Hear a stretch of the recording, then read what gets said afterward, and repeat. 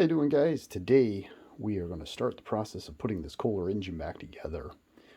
Specifically, we're going to start with setting the valve lash. I'm going to head over to my buddy's shop to do that because he has heat in his shop, and I don't feel like running up and down the stairs to the grinder in my garage. So we're just going to head over there real quick. But the things we are going to need: going to need the block, going to need the lifters, going to need the cam pin, going to need the cam, and we're going to need the valves. We're also going to need a good feeler gauge and our Kohler manual. So what we got here is I did install the cam. I lightly pressed the cam pin in. I didn't put it all the way in, just enough to engage the other side of the block, so that way I know the cam is fully installed, so to speak, and it's not flopping around. Those lifters are matched to this cam, so in other words, I took this cam out of a different motor, but I also took the lifters out of the other motor.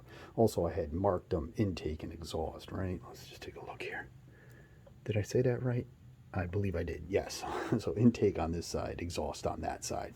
Put those in place, install the cam. One thing about a Kohler 91, there is no shim like a bigger Kohler engine would have. So you just go ahead and put that in. We got our valves, we got our block, we got our book, feeler gauge. So let's head on over and get this done.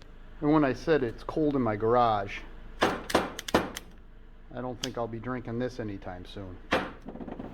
With the camshaft in the neutral position and the valves just, dropped in, you can see we got a bunch to grind off the intake, just a little bit on the exhaust. And I'm just going to go back and forth with the, here it is. Just going to go back and forth from the grinder to the engine block. Just going to use my feeler gauge. And we're going to try to get as close as possible when it comes to the intake, 5 to 9 thousandths, and from the exhaust, 11 to 15. I think the first one we're going to do is we're going to start off with the exhaust. Now, sometimes people give me hell for just, kind of free-handing this. But as you can see, it's not bad. With a little bit of grinding here, a little bit of grinding there. The valve lash has been set. They all look real good. The valves fit real nice. So I'm happy with that. We finished off with, right here, we finished off with the intake being on the high side, 9, and the exhaust being 13, which kind of splits the difference, so to speak. So let's just go ahead and grab the book. Take a look at what we got here as the final numbers. Come on, I should have had that. So let's take a look here. So cold intake is supposed to be 5 to 9. We got it at 9. The exhaust cold is supposed to be 11 to 15. And we have it set for 13. So overall, real happy with that. Let's see, what are we going to do next? Now that the valve lash has been set, we're going to go ahead and install the valves. That's the first thing I'm going to do to put the engine back together. These are the original valve springs, the retainers, and the pin that came out of this motor, and they are in really rough shape. If we take a look here, you can see how it's all beaten up. The pins are almost unusable. It's gonna, hopefully this will focus. Let's see here. Yeah, you can just see the amount of wear. There's flat spots on it. Right there's a flat spot where it was pushing up against the retainer. The exhaust side is exactly the same. So I went upstairs and I snaked the valve springs and the retainers out of one of the other motors. These are in real good shape. These are good usable pieces, and the pins are right here, and they're in good shape too. So I cleaned and got those all ready. The only thing that's unfortunate, and to be 100%, is the valve guides on this block are pretty worn out. The valves kind of flop around, especially the intake valve kind of flops around in the guide. But I mean, I am trying to put together the best motor I can out of all the 3 motors. The overall, the bore, the block, all the ports, everything was so much better shape on this motor compared to the other motors, which had a lot of rust, bolt holes that were stripped out, bolts broken off in the exhaust ports. I mean, it was like a, you know, kind of like average it out. So unfortunately, this guide is pretty bad, and the valve flops around pretty bad in the guide, but we're going to still move forward with it. I'm going to use my homemade valve compressing tool. Basically, I just took a real stout putty scraper, ground it down, and then that way I can just kind of slide it in, push down, set the pin, push up, pull out. Because sometimes valve spring compressors, even the small ones for like Briggs & Stratton, are just too big to get in there. So I'm going to put the valve in, flip the motor over so the weight of the motor is sitting on the valve, and then that way I can lever on it with the little tool, slide the pin in with the small pliers. The other thing I'm going to do is I am going to take a little bit of bearing grease and lube the stem of the valve with the bearing grease. That'll protect the valve and the guide for the first couple minutes that the engine runs.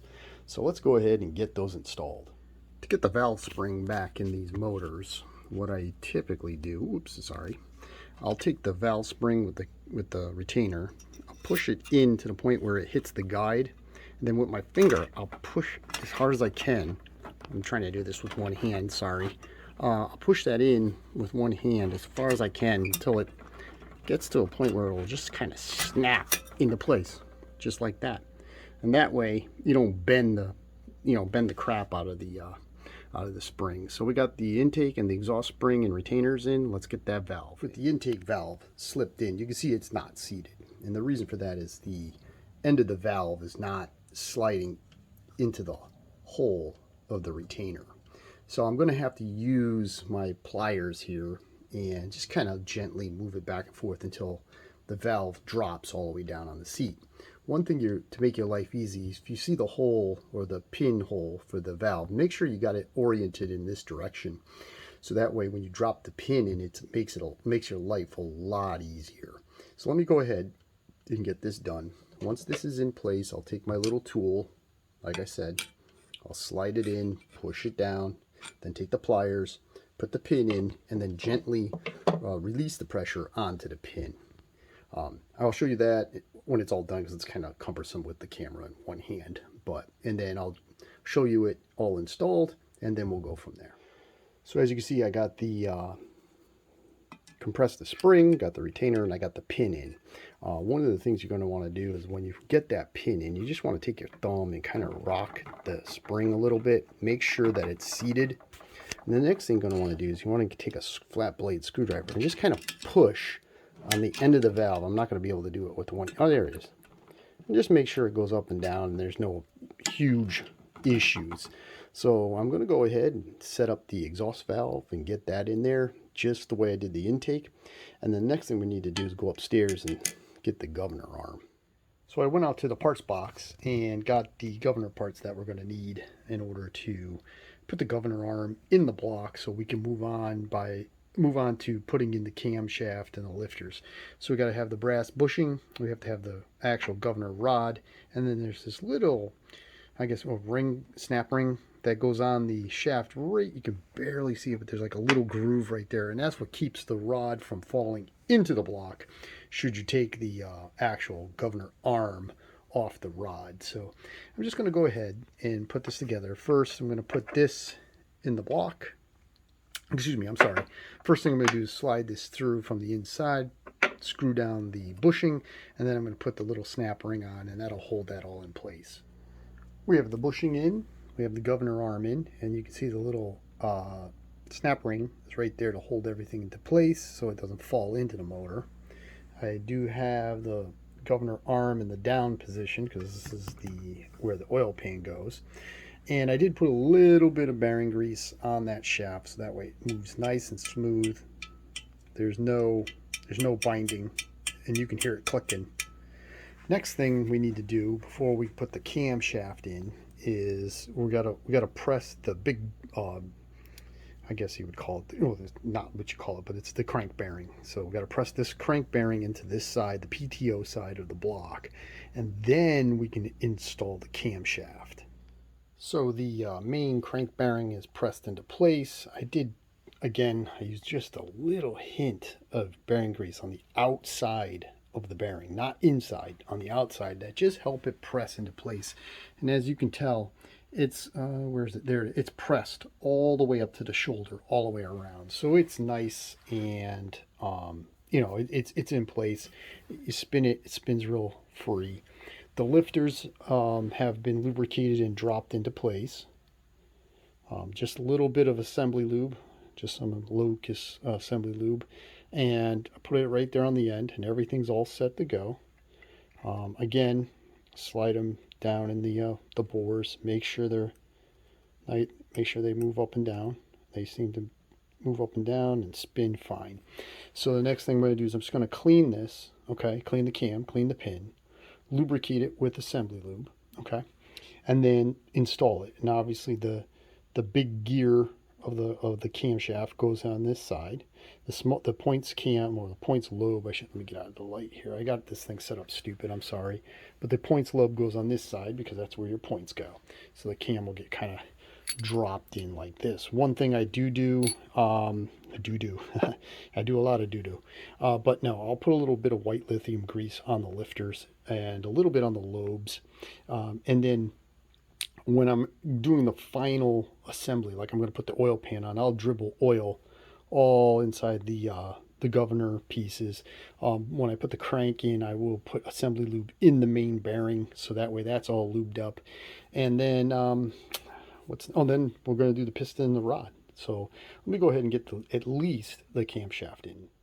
With the camshaft installed, we are now able to move on to the next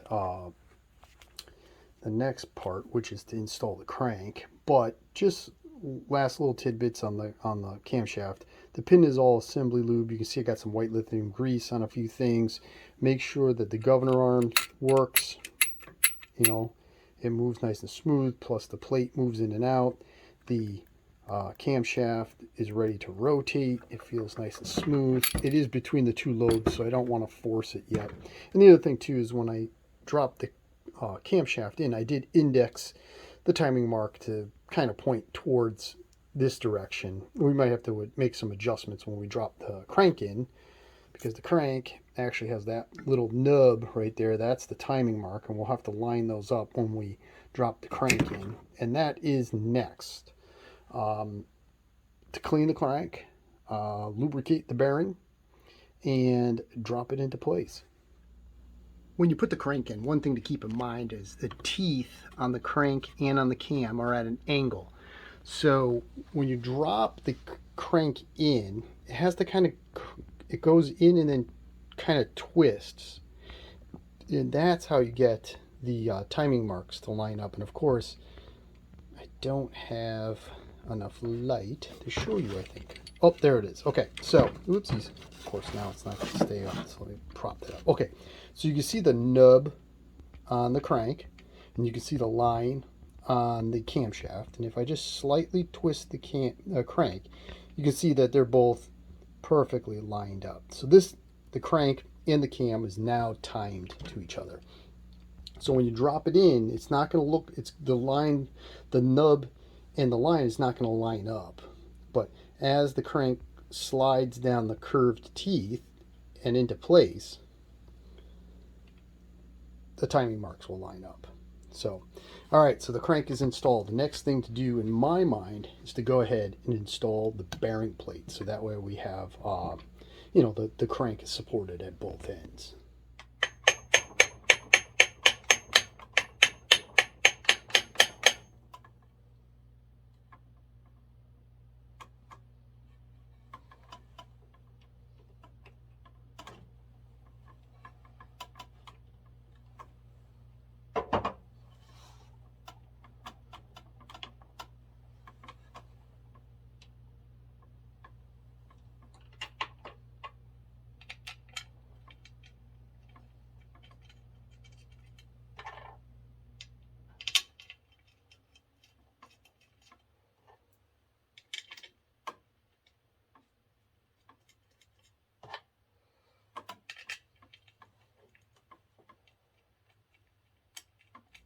You saw me screwing the little bearing plate bolts into the bearing plate, and I went to go ahead and torque the 4 little bolts in.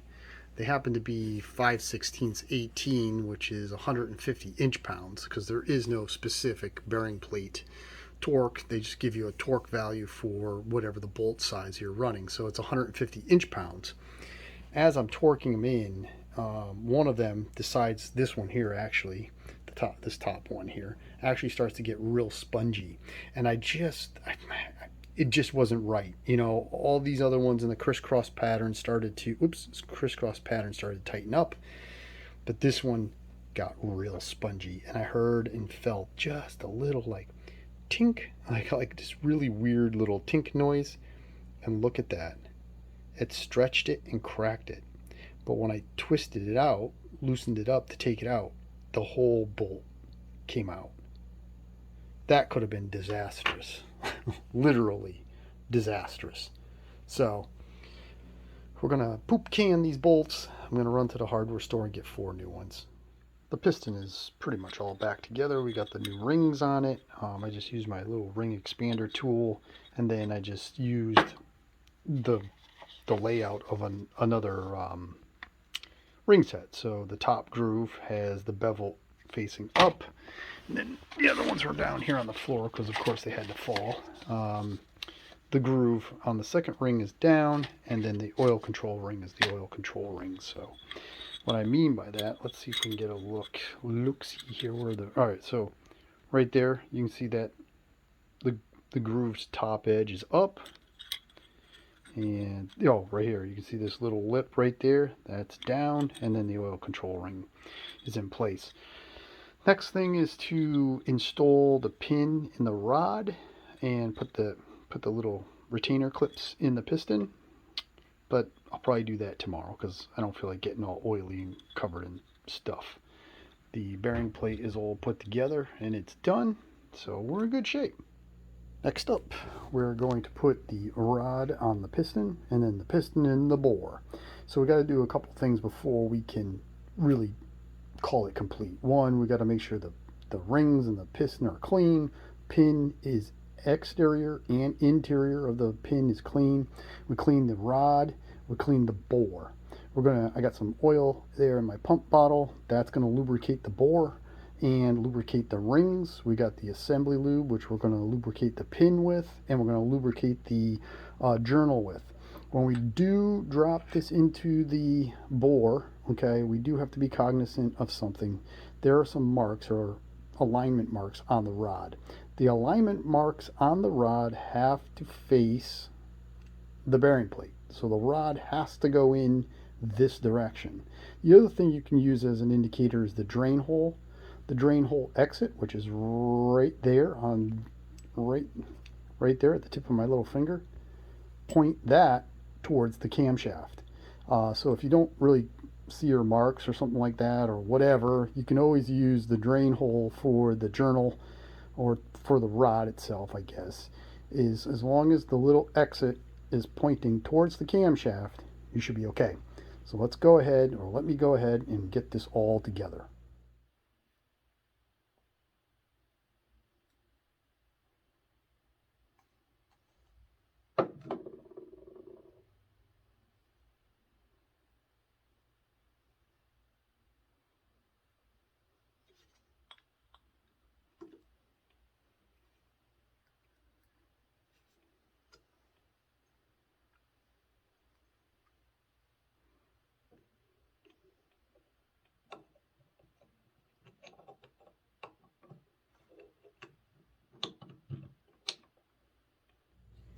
The rod is on the piston. I put a poop load of assembly lube in the rod end, on the pin, in both areas of the piston. I even put the pin clips in place, made sure they're good and seated in the groove. I cleaned the bore, oiled the bore, and now I'm going to go ahead and put the ring compressor on the piston, making sure that we have these little tiny dimples facing down, so that way when it catches the block, it doesn't, it doesn't slide around on me. So Going to go ahead and flip this thing, flip the piston over, orient it correctly in the ring compressor, and then we're going to set it up on top of here. One thing that I do is I don't beat the crap out of the piston to go in, nor do I just kind of like tap where it could squirt the ring out as it's making the piston's just making that transition from the compressor to the bore. Get this good and tight, make sure it's good and lubricated inside on the skirts of the piston. The rings are all filled with oil right now, but put a little bit of oil in this so that way it slides. Set it up, and then in one swift motion, just push down with the end of a hammer. I'm actually going to use that wood end of the hammer and just push, fairly forcefully in there. But we just got to be careful. We don't want to go too hard because we don't want the end of the rod to bang the top of the crank or the journal or cause a score. So you got to be a little cognizant of a couple things, and we got to make sure that we orient the rod correctly as I indicated earlier. The piston and rod are installed. One thing I forgot to tell you, and it's very important, is that when you put the piston in the rings in the ring compressor, make sure to stagger your rings. None of the end gaps should line up. Put one this direction, point one that direction, point one this direction. So that way, none of the end gaps match or line up, because that would be not good. That's bad. Next, make sure everything's clean. The end of the rod, the crank pin, the cap. We're going to put assembly lube on the pin, assembly lube inside the cap, inside the rod, and then inside the cap.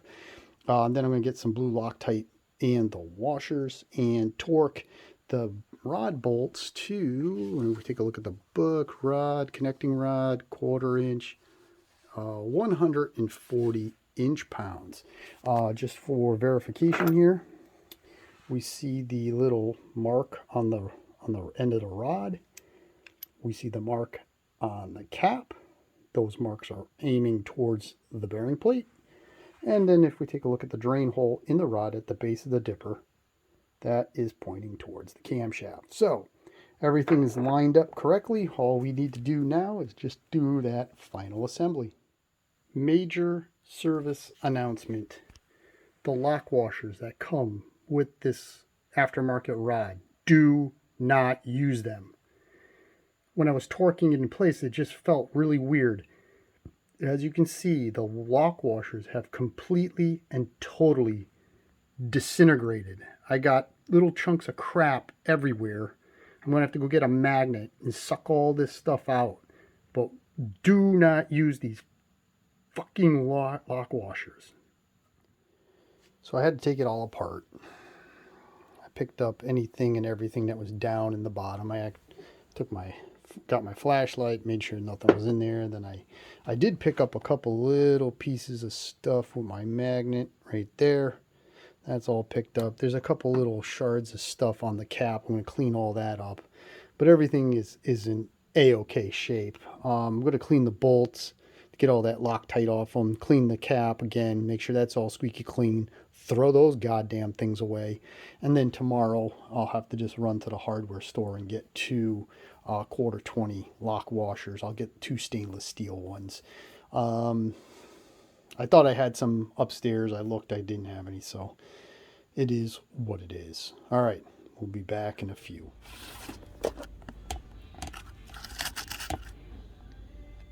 So we got the new washers.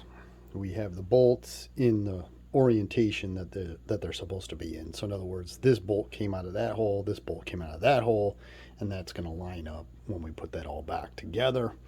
We're going to go ahead and put the re-Loctite those bolts, put in the little star washers, and then we're going to torque it to 140 inch-pounds.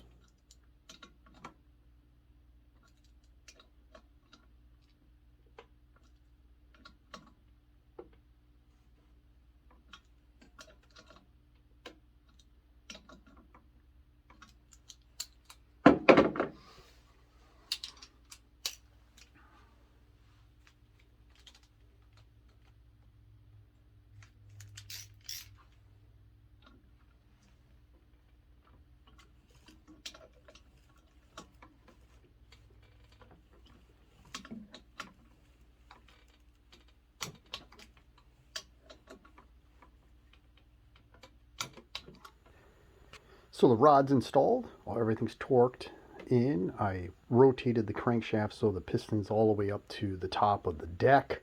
Next thing is to put the oil pan on. Gonna make sure that everything is squeaky clean. We'll dig the gasket, the oil pan gasket, out of the kit. I did clean all the bolts and some washers. One thing we're going to do before I do anything else is I'm going to go ahead and take my oil and I'm going to coat all the gears. I'm going to coat the governor. I'll put a little bit of oil in on the camshaft. The bearings are actually lubed with engine assembly lube, so that should be all set. The bore's got oil in it. The rings have got oil on it. So I'm just, really, it's just to get all of this coated with some oil, so that way at initial startup, it's not bone dry. Outside of that, put the pan on, tighten everything down. We'll let it, I may put a little sealer on this. I don't know. I never have good luck with oil pans. They always seem to seep a little bit. But in any event, do a little bit of that, let it set up for a touch, and then we'll flip it over, put the head on, and put the breather on, and then the short block should be done. Oil pan is installed. I do have the engine on this little block of wood, so that way oil doesn't drain out the drain hole, because I haven't cleaned a drain plug for it yet. I will shortly. Cleaned and installed the old style dipstick, so that's all set. Next is the crankcase breather. This is the back piece with the reed valve inside, the mounting stud, the mounting nut and lock washer.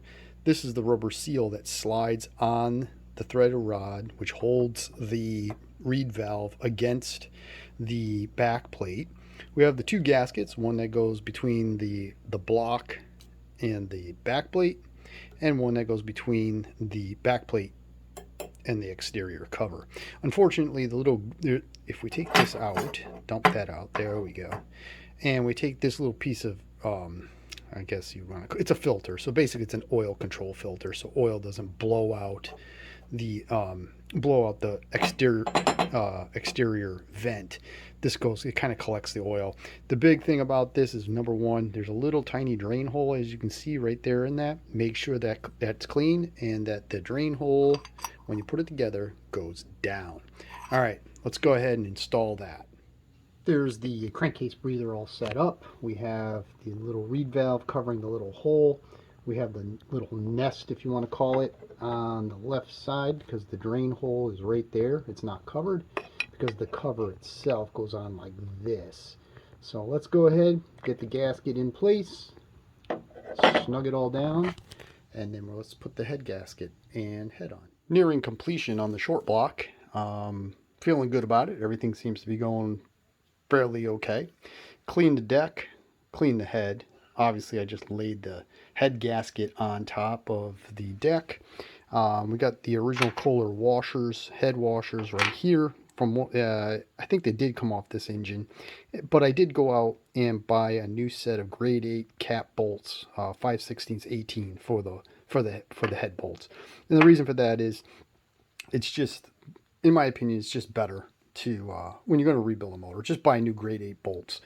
We are going to go ahead, and if we look at the cylinder head, it's 5/16, and we are going to torque it to a whopping 200 inch-pounds in this pattern. 1, 2, 3, 4, 5, and 6. I will do it in a couple stages to get it up to the 200 inch-pounds, but you've seen me torque heads on before, so let's just go ahead and do it.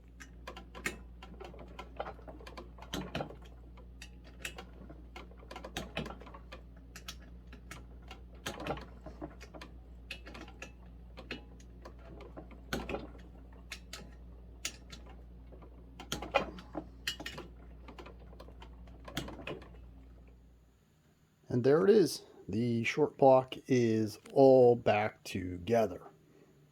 Head's torqued in, breathers in place, the internals are all in place. Next thing we're going to do, which will be in another video, setting up the ignition. We're going to go ahead and get the armature clean. We're going to find a good coil. We'll pick the best ignition wire. and we'll get that all put together, get it all set up. We'll do the wiring. We'll go ahead and get the governor arm and the governor, I guess the cable holder, because this is still loose. I haven't tightened this thing down yet. We'll go get all those pieces, put those in place. I'm going to go get a spark plug for it today, so that's all buttoned up. I got to get a plug too. All the plugs are just bastardized, but in general, the engine's coming along. We're almost right there. All right, guys, thank you very much for watching. As always, if you could please like, share, and subscribe. If you would like, please leave a comment below. And as always, until the next project, have a great day.